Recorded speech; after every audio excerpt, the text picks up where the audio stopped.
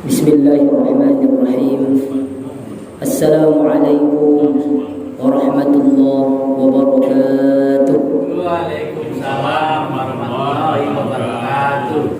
Alhamdulillahilladzi bi ni'matihi tatimmus shalihat wa bi maghfiratihi tuzilus sayyi'at. Nahmaduhu wa nasta'inuhu wa nastaghfiruh wa na'udzu billahi min shururi anfusina ومن سيئات أعمالنا من يهده الله فلا مضل له ومن يضلله فلن تجد له وليا مرشدا أما بعد اللهم صل وسلم وبارك على سيدنا محمد وعلى آله وصحبه رسول الله أجمعين. Bapak Ibu jamaah salat maghrib yang insyaallah dirahmati dan dimuliakan oleh Allah Subhanahu wa taala. Marilah kita bersyukur kepada Allah Subhanahu wa taala akan nikmat yang masih dilimpahkan oleh Allah Subhanahu wa taala kepada kita. Salawat dan salam tentunya senantiasa kita sampaikan kepada Nabi kita Muhammad sallallahu alaihi wasallam. Allahumma salli wa sallim wa barik alaihi. Bapak Ibu yang dirahmati dan dimuliakan oleh Allah Subhanahu wa taala, malam ini kita membahas tentang tafsir fi silsilati ayatil ahkam. Tafsir tentang silsilah ayat-ayat tentang hukum. InsyaAllah kalau diberikan kesehatan, kedepannya setiap Rabu kita bahas tentang tafsir ayatul ahkam ini, ayat-ayat hukum yang ada dalam Al-Quran, secara harfiahnya, secara tafsirnya, apa kandungan yang Allah inginkan dalam beberapa ayat itu. Malam ini kita membahas dalam surah Al-Baqarah ayat 21. Ini mungkin di antara kita sudah banyak hafal. Kata Allah Subhanahu wa taala, a'udzu billahi minasyaitonir rajim. Bismillahirrahmanirrahim. Ya ayyuhan nasu 'budu rabbakumul ladzi khalaqakum walladzina min qablikum la'allakum tattaqun. Kata Allah Subhanahu wa taala secara makna harfiahnya, terjemah secara keseluruhannya, kata Allah, wahai orang-orang beriman, wahai manusia, kata Allah, beribadahlah, mengabdilah kamu kepada Allah Subhanahu wa taala yang telah menciptakan dirimu dan orang-orang sebelum kamu, la'allakum tattaqun, agar kamu tergolong menjadi orang-orang yang bertakwa. Adapun makna daripada sisi tafsirnya, kata-kata ya ayyuhan nas, wahai manusia, ini pendapat, ada 4 perbedaan pendapat. Pertama, Ibnu Abbas mengatakan an-nas, manusia, di situ Allah memanggil untuk seluruh manusia. Kemudian yang kedua, pendapat Al-Hasan dan Mujahid, dia mengatakan ya ayyuhan nas dalam surah Al-Baqarah ayat 21 ini khusus untuk orang-orang Yahudi saja. Lalu pendapat ketiga As-Sudi, Imam As-Sudi, dia mengatakan ini khusus untuk orang-orang musyrik liqaumil Arab, orang-orang musyrik di bangsa-bangsa Arab. Lalu yang pendapat keempat Al-Muqatil, Imam Al-Muqatil mengatakan maksud an-nas, manusia, di dalam Al-Baqarah 21 ini khusus untuk orang munafik dan orang Yahudi di zaman-zaman Bani Arab dulu. Maka terlepas dari itu semua, kalau kita rangkum secara keseluruhan, memang Allah Subhanahu wa taala mengajak kepada seluruh manusia. Terlepas kita ini sebagai umatnya Nabi Muhammad sallallahu alaihi wasallam, apa yang Allah inginkan dalam Quran itu kan ada ya ayyuhalladzina amanu, wahai orang-orang beriman. Itu takhassus, ayat yang khusus untuk orang beriman saja. Iman itu dalam artian nilai keislamannya sudah kokoh, yang dia tidak ada lagi keraguan-raguan. Kalau an-nas ini memang Allah sampaikan kepada seluruh manusia, siapapun mereka. Apa kehendak Allah Subhanahu wa taala? I'budullah. I'budu itu kata perintah, dalam awal katanya abada ya'budu. Itu asal katanya. Abada ya'budu ini artinya mengabdi. Mengabdi kepada Allah Subhanahu wa taala.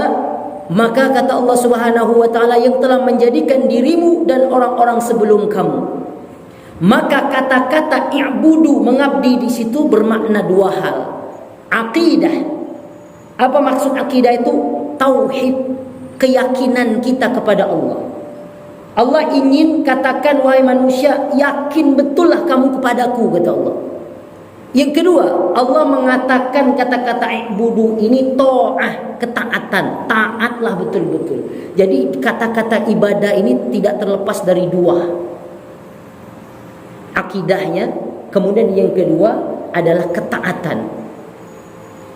Maka sebenarnya ibadah itu cakupannya luas. Nanti akan ada bagian-bagiannya. Sebagian kita ini kan hanya memandang ibadah itu yang penting ke masjid, baca Quran, apalagi sedekah, itu saja. Lepas dari itu seakan-akan kita tidak mengatakan itu ibadah. Makanya sampai keluar kata-kata, kalau misalnya lagi di kebun dinasehati, seakan keluar kata-kata, cara mandak disiko diusaji selama. Kenapa bisa keluar kata-kata ini? Karena menganggap ibadah itu ada tempat dan waktu-waktunya. Padahal makna ibadah itu luas seluas-luasnya. Akidah, yakin kita kepada Allah, ibadah. Berarti kalau kita mengatakan ibadah itu ada tempat dan waktunya, berarti kita tidak betul-betul yakin kepada Allah Subhanahu wa taala dan tidak benar-benar taat kita. Untuk apa ini kita tanamkan la'allakum, kata-kata la'alla di situ supaya Allah bebaskan kita dari azab neraka. Supaya kita digolongkan oleh Allah Subhanahu wa taala menjadi orang-orang yang bertakwa. Bapak Ibu dimuliakan oleh Allah Subhanahu wa taala. Maka ibadah itu kalau menurut daripada jenis amaliyahnya, jenis yang dilakukan oleh manusia itu ada empat jenis ibadah itu. Ibadah qalbiyah, ibadah hati, ibadah qauliyah, ibadah mulut yang diucapkan. Ada namanya ibadatul amaliyah, ibadah badan dilakukan. Lalu ada yang keempat, ibadatul maliyah, ibadah harta. Ada empat. Yang pertama yang dimaksud oleh Allah di situ adalah ibadatul qalbiyah, ibadah hati. Nah, ini yang jarang kita dengar. Apa maksud ibadah hati itu? Orang-orang yang selalu bertafakkur terhadap apa yang sudah Allah ciptakan di muka bumi ini, terhadap apa yang sudah Allah berikan dalam kehidupannya. Ini ibadah qalbiyah. Makanya qalbiyah ini Pak Bu, tingkatnya paling atas. Qalbiyah dulu, qauliyah, amaliyah, baru maliyah. Ibadah hati dulu. Karena seluruh ibadah yang tiga ini, ibadah qauliyah perkataan, ibadah badan, ibadah harta, itu tidak akan pernah komplit dan betul tanpa ibadah qalbi, hatinya betul-betul bagus. Maka ibadah qalbi, ibadah hati ini perlu menata. Pandai tidaknya kita menata hati. Maka sebenarnya ketika kita duduk, selesai sholat, duduk. Makanya zikir itu kan sebenarnya kan ibadah qalbiyah. Bukan hanya ibadah qauliyah diucapkan di mulut, tapi juga ibadah qalbiyah, ibadah bertafakkur. Allah ingin ketika habis sholat itu kita tidak buru-buru, kita bertafakkur dulu. Makanya di dalam zikir itu kalau kita mengerti yang dibaca itu tentang ampunan, puji-pujian bagi Allah. Bukan hanya sekedar di mulut, tapi di hati bertafakkur. Duduk saja kita, ingat kita. Inna fi khalqis samawati wal ard wa ikhtilafil laili wan nahar la ayatin liqaumin yatafakkarun. Kata Allah, sesungguhnya pada penciptaan langit dan bumi, ada siang, ada malam, itu sebenarnya tanda-tanda kekuasaan Allah bagi orang-orang yang berfikir. Selalu Allah katakan setiap penciptaan itu di ujungnya Allah selalu katakan yatafakkarun, ya'qilun, berfikir, berakal. Ada lagi liulil albab, untuk orang-orang yang betul-betul mempergunakan akalnya. Ini ibadah qalbi. Duduk kita bermunajat, bermuhasabah, ya Allah, indah betul dunia ini. Duduk kita nengok pohon rimbun, kok bisa pohon ini rimbun, dari mana asalnya? Ini hujan diturunkan oleh Allah Subhanahu wa taala. Kalau tidak ada hujan ini, bagaimana rezeki di muka bumi? Tafakkur. Sebelum tidur, duduk kita solat taubat atau solat witir, duduk kita merenung, hari ini apa sudah saya buat, ya Allah? Berapa banyak orang-orang yang saya zalimi, ya Allah? Sebenarnya bukan hanya selesai solat tasbih saja. Duduk saja kita. Makanya dalam sehari itu harus ada waktu tafakkur. Sekali saja jadilah. Kalau memang tidak bisa setiap habis solat, kalau buru-buru, kasih waktu. Entah kita di tempat dulu. Bukan berhayal. Tafakkur itu bukan berhayal. Tafakkur itu merenungkan nikmat, merenungkan apa-apa yang sudah Allah hadirkan dalam kehidupan kita. Banyaknya dosa, banyaknya orang-orang sudah meninggal di sekeliling kita, akan datang nanti masa kita. Inilah dimaksud ibadah qalbiyah. Makanya kita ini kan yang baru kita lakukan baru dua, ibadah qauliyah sama ibadah amaliyah. Dua ini baru sering kita lakukan. Ibadah lisan, ibadah badan. Ngaji sering kita. Kenapa banyak orang yang hafal Al-Quran? Banyak orang yang membaca Quran. Hampir tiap minggu dia hatam Al-Quran. Hampir tiap bulan dia hatam Al-Quran. Tapi sifatnya tidak menggambarkan sifatul Quran. Tidak menggambarkan sifat Al-Quran. Kenapa? Karena dia cuma ibadah qaul saja, ibadah lisan saja. Dia tidak hadirkan hatinya. Makanya orang zaman dulu Bang, mencari kata-kata alif lam mim, sahabat itu. Ini kan ayatul mutasyabihat. Hanya Allah yang tahu artinya. Itu saja mereka bertafakur luar biasa. Lalu tentang lagi ayat-ayat yang lain. Ada dulu di dalam Adabu fi Hamalatil Quran, kitab Imam Nawawi. Ada seorang zaman dulu, sahabah, dia membaca Quran itu di dalam surah Al-Mudaththir itu. Fadzalikal yaumun asir, kata Allah.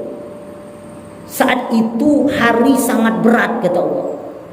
Hari di mana orang-orang betul-betul akan menyesali perbuatannya. Itu nanti ketika hari pembangkitan. Ada yang ketika membaca ayat itu sampai pingsan. Bayangkan.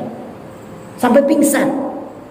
Kenapa kok bisa sampai pingsan? Bukan berarti dia tidak mampu berdiri solat, tidak. Karena dia betul-betul hayati yang dia baca itu. Dia takut, dia hadirkan. Makanya ibadah itu Bapak, tidak terlepas tiga yang mesti kita hadirkan dalam ibadah kita.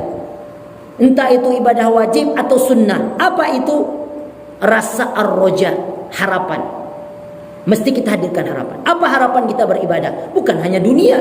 Dunia itu nomor sekian. Harapan paling utama Allah terima ibadah kita. Allah kasih timbal balik. Setelah ibadah ini kita berharap Allah tenangkan hati kita. Allah hadirkan kebahagiaan. Ar-roja. Yang kedua, al-khawf. Kita dalam ibadah mesti hadirkan rasa khawf. Khawf itu rasa takut. Ibadah itu juga harus ada rasa takut. Apa yang kita takuti? Takut kalau ibadah ini tidak diterima Allah. Takut kalau ibadah yang kita lakukan selama ini seperti yang sering saya bilang, haba'an manthura, kata Allah. Seperti debu yang ditiup angin, dan dapat apa-apa. Yang ketiga, apa yang kita hadirkan? Al-khudu, ketenangan. Kalau rasa harap sudah ada, rasa takut sudah ada, maka rasa ketenangan akan ada. Karena memang ketenangan ini urusan Allah. Huwallazi anzala as-sakinata fi qulubil mu'minin. Allah lah yang berhak memberikan ketenangan bagi hati seorang hamba. Makanya kalau kita baca Al-Quran itu Babu, kalau memang kita pingin meresapi baca, kasih target. Kira-kira tahun ini saya baca Quran lancar dulu. Kalau sudah lancar, naik tingkat lagi. Apa yang kita targetkan? Kalau bisa mengerti daripada ayat-ayat Quran ini. Oh, tak ngerti bahasa Arab Ustaz. Sekarang sudah ada Quran terjemah. Bahkan ada lagi sebagian daripada potongan tafsir-tafsir para ulama tafsir di situ potongannya. Lebih baik kita membaca beberapa ayat namun kita tadabbur. Jadi tingkatan baca Quran itu rattala yurattilu, tartil. Pertama tartil dulu, membaca sesuai tajwid. Kalau sudah bagus, naik lagi ke atas. Apalagi di situ at-tadabbur, mulai kita tadabbur. Kalau sudah bisa tadabbur, naik lagi ke atas, tingkatan tertinggi at-tafsir, mufassir. Inilah orang-orang yang bisa mentafsirkan Al-Quran. Kita nantilah ke tingkat tafsir itu. Ini orang-orang sudah meresapi dan punya ilmunya. Tadabbur saja dulu kita. Sudah berapa ayat yang kita baca dalam Al-Quran itu yang betul-betul kita tadabburi dalam hati kita. Sudah berapa ayat yang ketika kita baca menetes air mata kita. Ini jadi pertanyaan besar. Makanya adab dalam baca Quran itu, kata Imam Nawawi, salah satunya mesti ketika kita membaca hadirkan hati, kalau bisa sampai menangis. Luar biasa. Makanya Buya Hamka itu, kalau dia ngaji, jangankan dia gak fokus, dia di otaknya ingat dunia. Ketika ngaji dia takut sama Allah. Seakan-akan dia pikir ngaji ini bukan karena Allah. Itu orang yang sudah tingkatan ilmunya tinggi. Kita jangankan sampai di situ. Kadang mengaji itu lah satu ayat terloncat lo kayak cik lah kalau ngaji. Makanya kata Imam Nawawi, makruh baca Quran itu kalau ngantuk. Kalau sudah ngantuk, tutup Qurannya. Jangan sampai ngaji lagi. Kenapa? Salah ayat. Yasin wal salin. Lah mursalin lah ujungnya. Orang hakim dia mursalin, nyaut-nyaut aja. Ngantuk, karena ngejar target. Apalah bulan puasa kalau paling acok kalau nak puasa. Dia mengajar target, mampu lah puasa ke-10 pun ngejar target. Ini pacunya. Ini kan. Ngantuk dia, ngantuk baca mana tadi? Lompat akhirnya ke ayat sini. Selesai. Ya betul, khatam kita dapat kita pahala nazratu. Melihat Quran itu ada pahalanya. Dapat pahala melihat, tapi kita belum sempurna mendapat pahala tadabburnya. Maka kita menjadi evaluasi, sudah betul tidak ibadah qauliyah dalam zikir kita? Sudah betul-betulkah zikir kita itu menghadirkan Allah? Banyak zikir yang kita baca apa hanya di mulut saja, sudah sampai belum di hati. Makanya ibadah paling tinggi itu adalah ibadatul qalbiyah, ibadah hati. Sudah bagus hati kita tertata, aman, nyaman, tidak ada rasa keluh-keluhan lagi, dikasih nikmat Allah, tidak banyak menuntut lagi. Makanya dalam tasawuf itu, cara kita untuk menata hati agar nikmat dalam beribadah itu apa? Paksa tersenyum. Bagaimana maksud paksa tersenyum itu? Selalu berbaik sangka. Karena sangkut paut apa yang kita lakukan dalam sehari-hari kita itu bersangkut paut dalam hati ibadah kita. Kalau buruk yang kita lakukan, selalu berburuk sangka. Dikasih anak masih tidak bersyukur, sering kita marah-marahi anak kita. Dikasih rumah masih sering mengeluh, kurang besar lah, kurang nyaman lah. Dikasih kendaraan masih kurang bersyukur. Ini hatinya yang salah. Ditata. Istilah bahasa itu paksa tersenyum itu paksa diri kita untuk selalu ridho kepada Allah Subhanahu wa taala. Ini ibadah hati, ini ibadah paling payah. Olahraga hati yang paling luar biasa berat. Barulah nanti masuk ibadah qauliyah.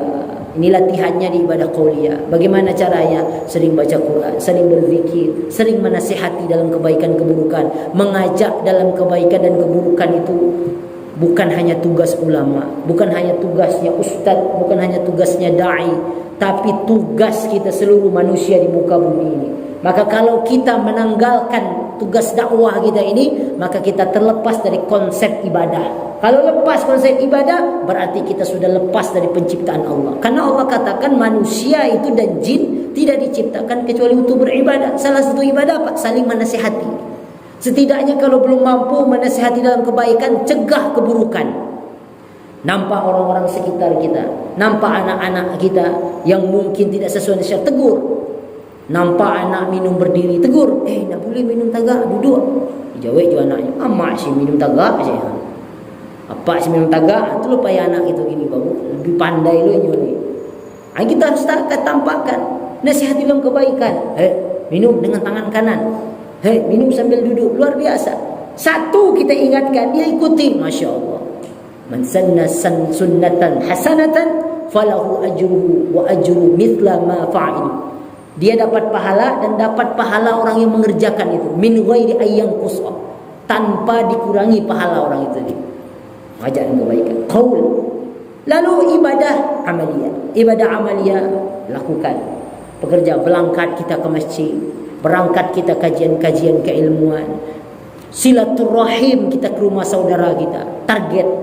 Makanya dulu itu sahabat Nabi itu kalau habis sholat subuh selalu duduk dengan Nabi, ditanya sama Nabi, siapa yang hari ini sudah mengunjungi orang yang sakit?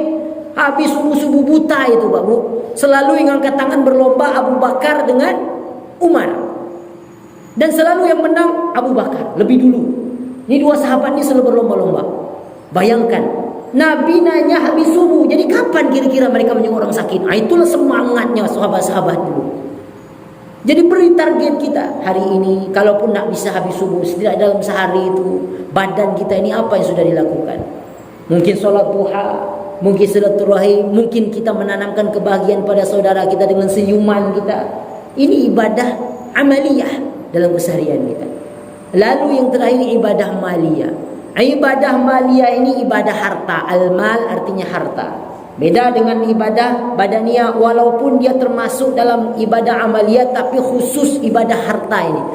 Ibadah harta ini ibadah menguji kenikmatan. Makanya Allah katakan dalam doa itu, fa'amma bi ni'mati rabbika fahaddits. Terhadap nikmat Allah yang dikasih kepadamu itu, maka fahaddits, kata Allah. Fahaddits itu ungkapkan dengan kesyukuran. Apa caranya kita ungkap kesyukuran itu? Rajin berbagi, bersedekah, berinfak, berzakat. Maka inilah daripada ibadah harta kita. Bapak Ibu dimuliakan oleh Allah Subhanahu wa taala. Ini ibadah dari tingkatan jenis yang dilakukan. Lalu selanjutnya ada lagi namanya ibadah kualitas. Tingkatan ibadah itu menurut kualitasnya. Itu agak dalam juga. Karena membahas tafsir ayat-ayat ahkam ini agak kecil. Itu lebih Ustaz tak ngomongnya. Apa yang pertama? Kalau dari kualitas, tingkatan kualitasnya, yang pertama ada namanya asy-syair al-kubra. Syair kubra ini ibadah yang wajib dan dituntun Allah. Inilah yang kata Nabi, bunyal islamu ala khamsin. Islam itu berdiri atas 5 perkara. Syahadatu an la ilaha illallah. Dalam riwayat lain, ayyuhidallah, mentauhidkan Allah. Iqamatis salah, mendirikan salat. Wa ita'iz zakah, kemudian membayar zakat. Wa shaumur ramadan, puasa pada bulan Ramadan. Wal hajj. Ini 5 ini namanya asy-syair al-kubra. Syair kubra ini syariat besar. Artinya ini tidak boleh ditaati. Ini sudah menjadi mutlak wajib bagi kita. Nah ini kunci kalau kita mau naik derajat iman. Yang 5 ini mesti tuntas dulu. Gimana keimanan kita kepada Allah? Syahadat kita itu sudah betul-betul bisa kita pertanggungjawabkan apa tidak? Solat kita bagaimana? Zakat kita, puasa kita, haji. Kalau kita sudah mampu, dalam arti bukan mampu harta, tapi pun mampu batin hati kita. Ini syair al-kubra. Ada syair sughra, syariat yang kecil. Ini syariat sughra ini seperti tambahan tadi, zikir, itu ya, baca Quran. Kalau tadi jenisnya, ini kualitasnya. Kualitas kedua ini penambah. Pernah kita bahas dulu, ibadah yang sunnah ini menjadi penambal daripada ibadah-ibadah yang wajib. Kalau ibadah wajibnya bolong-bolong, apa maksud bolong-bolong itu? Solat masih ingat dunia. Ini memang sudah sifat kita. Lagi solat tadi yakin. Pas mau masuk masjid, makanya ada memang setan khusus mengganggu orang solat itu. Baru mau masuk pintu masjid, mulai dia tanamkan di hati kita. Alladzi yuwaswisu fi sudurin nas. Mulai dah diganggunya. Tek, ingat di hati. Oh, waduh, kita tinggal kerja tiba aku. Tadi alung direkap lagi piti masuk hari punggali. Mulai dia. Pening lagi. Oh, tadi alung tu buat lagi ku pesan dari ku. Mulai. Di solat tu ingat semua tadi. Bolong sedikit-sedikit. Solat kita diterima kalau kita memang tulus, diterima, tapi bolong, tidak sempurna. Ibarat daun itu sudah banyak dimakan ulatnya. Bagaimana cara menambahnya? Tambahlah dengan ibadah sunnah, syair sughra ini tadi. Solat sunnah, makanya solat sunnah qobliyah ba'diyah itu usahakan jangan ditinggal. Dulu sudah pernah kita bahas 12 sunnah solat sunnah muakkadah itu jangan sampai lewat. 2 rakaat sebelum subuh, 4 rakaat sebelum zuhur, 2 rakaat sesudah zuhur. kemudian lagi 2 rakaat sesudah maghrib, 2 rakaat sesudah isya. Kalau bisa ini jangan tertinggal. Ini namanya solat sunnah muakkadah, sunnah yang mendekati wajib, betul-betul menambal yang wajib tadi. Kok yakin mana gitu solat wajib gitu tadi diterima Allah? Langsung solat, assalamualaikum. Zikir ini, ayo. Lalu solat sunnah. Nah solat sunnah itu kan sunnah, anda wajib. Padahal itu yang menambal wajib kita. Maka syair sughra ini baca Quran menambal juga. Bisa jadi kita banyak dosa dalam kita buat hari, kita baca Quran habis maghrib misalnya. Kita baca Quran ketika habis subuh. Setidaknya dosa kecil yang kita buat dalam sehari itu Allah hapus. Fa'atbi'is sayyi'atal hasanata tamhuha. Kalau berbuat dosa, cepat berbuat taat. Istighfar cepat taat. Supaya dosa kita buat kecil tadi segera ditutup dengan amal soleh. Baca Quran penutupnya. Zikir itu yang menutup mungkin hati kita yang sering iri, sering dengki, hati kita yang sering dendam, namanya manusia. Bagaimana menambalnya? Dengan syairiyah sughra ini tadi. Ibadah-ibadah yang kecil kualitasnya tapi manfaatnya bisa menambal dan menolong ibadah yang wajib kita. Lalu ada lagi yang ketiga menurut kualitasnya ibadah mu'allaqah. Mu'allaq ini yang nyangkut sesuai hati. Inilah kalau di dalam hukum syariat itu namanya hukumnya mubah. Hukum itu ada berapa Bu? 5. Wajib, sunnah, makruh, kemudian mubah. Ada mubah itu tadi. Untuk apa mubah ini? Ibadah yang bisa, yang keseharian kita dia bisa menjadi ibadah bagi kita. Kalau yang wajib mutlak bagi kita. Kalau yang haram tidak boleh dilakukan. Kalau yang sunnah dilakukan berpahala. Kalau yang makruh ditinggalkan berpahala. Mubah yang terakhir, tidak ada pahala dan dosa. Di mubah inilah kesempatan kita menambah amal ibadah kita. Kalau mubah kita ini baik, apa contoh ibadah mubah itu? Makan, minum. Makan minum tidak ada hukum di dalamnya, tapi kalau kita niatkan maka menjadi pahala bagi kita. Duduk kita, mungkin duduk santai di warung. Tidak ada sebenarnya pahala dan dosa di situ. Tapi ketika duduk itu kita mulai niat menggibah orang, membuka aib saudara kita, tertulis dosa di situ. Tapi duduk kita tadi niatkan untuk silaturahim, maka dapat pahala. Ini namanya ibadah mu'allaqah sesuai hati. Maka sebenarnya hukum ibadah ini haram kata para ulama kecuali yang diniatkan untuk Allah. Hati-hati ini. Ibadah itu haram hakikatnya kecuali yang diniatkan untuk Allah. Orang-orang non-muslim ketika menyembah Tuhan mereka mengatakan itu juga ibadah bagi mereka. Niatnya bukan karena Allah. Kita mengatakan misalnya ada amalan-amalan tertentu. Misalnya kita dikasih keris. Dalam keris ini harus kita cuci. 5 waktu dicuci keris ini, baca ayat kursi. Ini ibadah. Kenapa? Ibadah kita menyiram itu supaya mudah rezeki. Itu ibadah. Ibadah itu segala yang dilakukan, semua pengabdian. Pengabdiannya untuk siapa? Ketika kita mencuci itu semua, jangankan itu, kita sholat sunnah duha saja. Kemana niat kita? Kalau niat kita 100% untuk supaya Allah tambahkan rizki, bahkan para ulama mengatakan maka ibadah kita itu tidak mendapatkan apa-apa. Dapat dikasih rezeki saya dikasih, tapi tidak karena Allah, tidak dapat pahalanya di akhirat. Makanya hati-hati betul kita. Makanya ibadah itu niat paling utama, jangan untuk dunia dulu. Allah duluan. Ya Allah, saya sholat duha ini untukmu ya Allah. Baru keduanya, kalau itu ya Allah, cukupkan rezekiku ya Allah. Itu yang kedua. Jangan dunia itu tujuan utamanya. Oh bahaya, habis kita. Ini ibadah mu'allaqah. Bisa jadi baik, bisa jadi buruk, tergantung niat kita. Lalu yang terakhir, bagian ibadah yang terakhir ada namanya jenis-jenis ibadah itu sesuai ruang lingkupnya. Maka ada namanya ibadah muqayyadah, terikat. Terikat itu waktu-waktu sholat misalnya.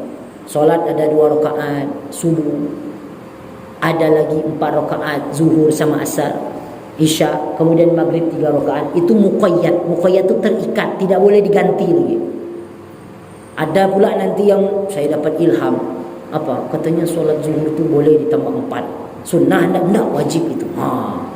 Atau mewajibkan diri sendiri. Mungkin mewajibkan diri sendiri dalam artian supaya merutinkan ibadah boleh, tapi mengatakan wajib sholat duha. Kamu wajib sholat duha, muncul di otaknya wajib. Akhirnya seakan-akan mengalahkan ibadah-ibadah wajib yang asli. Ini muqayyad, tidak boleh diganti-ganti. Lalu ada namanya ibadah mutlaqah. Ibadah mutlaqah ini ibadah sunnah yang boleh kita adakan di mana saja. Makanya ada namanya sholat mutlak. Sholat mutlak itu sholat kapan saja boleh. Niatnya sunnatul mutlak 2 rakaat. Lagi sedih kita, waduh susah hidup nih. Wudu sholat kita. Sholat sunnah mutlak namanya. Tapi sholat sunnah mutlak ini tidak boleh dikerjakan di waktu-waktu yang haram. Kapan waktu haram itu? Habis subuh sampai matahari terbit. Tidak boleh sholat. Sekarang ini waktu syuruk jam berapa sekitar? Sekitar jam 6 lewat 10. 6 lewat 10. Itu tidak boleh sholat. Sholat isyraq itu kapan Ustaz? 10 menit setelah waktu syuruk itu. 6 lewat 10 berarti 6 lewat 20 baru kita sholat sunnah isyraq. Jangan pas-pas matahari terbit itu. Dari waktu habis subuh itu tidak boleh kita sholat. Sholat mutlak pun tidak boleh. Waktu yang kedua selesai asar. Selesai sholat asar matahari tergelincir sampai azan maghrib itu tidak boleh sholat. Kecuali sholat sunnah tahiyatul masjid. Kalau kita datang ke masjid, sholat sunnah tahiyatul masjid ini dilakukan ketika masuk masjid. Itu bukan karena waktu, karena tempatnya. Itu boleh. Bahkan kalau kita tidak sholat sunnah tahiyatul masjid, sebagian ulama mengatakan itu zalim pada diri kita sendiri. Kenapa? Di dalam bab masjid, di dalam fikih itu sunnah kita memuliakan masjid itu salah satu sunnah tahiyatul masjid. Maka kalau kita masuk ke masjid Pak Bu, bisa dalam perjalanan masuk masjid, usahakan sholat sunnah tahiyatul masjid 2 rakaat. Ustaz, kalau misalnya kita habis sholat itu tidak sembuh, ini sudah mau subuh, sudah mau berbunyi, orang mau komat orang, tidak sempat lagi sholat tahiyatul masjid.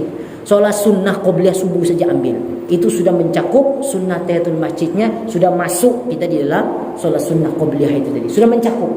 Karena dia lebih utama sholat sunnah qobliyah, maka dia ibadah satu jenis sama-sama sunnah, dia merangkum seluruhnya. Seperti itu. Maka ini dari sholat sunnah mutlaqah. Ada juga namanya puasa mutlaqah. Ada puasa selain yang diwajib-wajibkan, seperti puasa Ramadan atau puasa Senin Kamis, itu sudah puasa yang dianjurkan, atau puasa Daud yang dianjurkan. Ibadah puasa mutlaqah ini selain ibadah itu. Misalnya hati kita ingin saja berpuasa, bersyukur karena Allah sudah berikan kesehatan, bersyukur Allah sudah kasih rezeki, maka kita berpuasa hari itu. Ini namanya puasa mutlaqah. Maka ibadah puasa nazar itu, bernazar kita berpuasa, itu ada ulama mengatakan termasuk daripada puasa mutlak namanya. Ada salat mutlak, ada puasa mutlak yang waktunya tidak ditentukan. Bapak Ibu dimuliakan oleh Allah Subhanahu wa taala. Nah, inilah daripada ruang lingkup ibadah. Maka sebenarnya kalau kita pahami ruang lingkup ibadah itu seluruhnya ibadah. Duduk saja kita di kios, jaga orang kios itu mau belanja kita. Itu kalau kita niatkan untuk Allah, mencari nafkah yang halal, itu menjadi nilai ibadah. Mendengarkan saja kita, ada orang yang berbicara yang baik, kita dengarkan, kita resapi, kita bahagiakan hatinya, menjadi nilai ibadah, berpahala. Makanya Nabi selalu katakan, khairun nas man tala amaluhu wa tala umruhu wa hasuna amaluhu. Secerdas-cerdas dan sebaik-baik manusia itu yang usianya panjang dan dia pandai menjadi bekal akhirat. Artinya dia tidak mau lengah hari-harinya untuk ibadah saja. Maka itulah kita ambil kajian kita minggu lalu, hadirkan dengan cara ucapkan bismillah. Jangan lepas kata-kata bismillah ini, wujud kita mengabdi dan menghadirkan Allah dalam setiap kehidupan kita. Bapak Ibu dimuliakan oleh Allah Subhanahu.